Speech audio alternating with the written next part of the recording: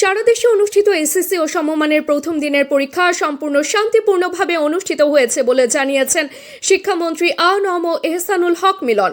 মঙ্গলবার দুপুরে রাজধানীর আন্তর্জাতিক মাতৃভাষা ইনস্টিটিউটের আন্তর্জাতিক সম্মেলন কেন্দ্রে আয়োজিত সংবাদ সম্মেলনে তিনি এ তথ্য তুলে ধরেন। শিক্ষামন্ত্রী বলেন, কোথাও কোনো অপ্রীতিকর ঘটনা ঘটেনি, প্রশ্ন ফাঁসের কোনো সম্ভাবনা নেই এবং এমন কোনো আলোচনা বা অভিযোগও পাওয়া যায়নি।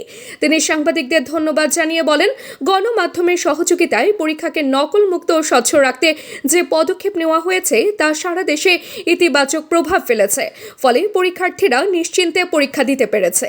আমি খবর নিয়েছি টেলিফোনে সারা বাংলাদেশে সকল বোর্ডের চেয়ারম্যানগণ বলেছেন পরীক্ষা সুন্দর হচ্ছে।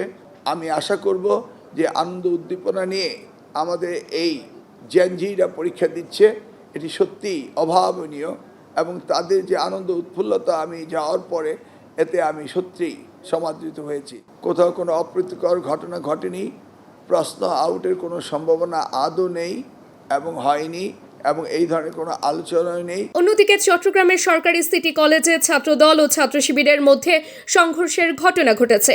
উত্তেজনাপূর্ণ পরিস্থিতির কারণে কলেজ কর্তৃপক্ষ ক্লাস ও পরীক্ষা বাতিল ঘোষণা করেছে। তবে জাতীয় বিশ্ববিদ্যালয়ের অধীনে ডিগ্রি দ্বিতীয় বর্ষ ও মাস্টার্স কোর্সের পরীক্ষা স্বাভাবিকভাবে চলছে বলে জানিয়েছে কলেজ প্রশাসন। মঙ্গলবার সকাল থেকেই ক্যাম্পাসে উত্তেজনা বাড়তে থাকে। দুপুর 12টার দিকে দুই পক্ষ মুখোমুখি হয়ে পাল্টাপাল্টি স্লোগান দেয় এবং প্রায় 1 ঘন্টা ধরে ধাওয়া পাল্টা ধাওয়া চলে। খবর পেয়ে অতিরিক্ত পুলিশ ঘটনাস্থলে পৌঁছে। পরে পুলিশ ও কলেজ শিক্ষকদের হস্তক্ষেপে পরিস্থিতি নিয়ন্ত্রণে আসে।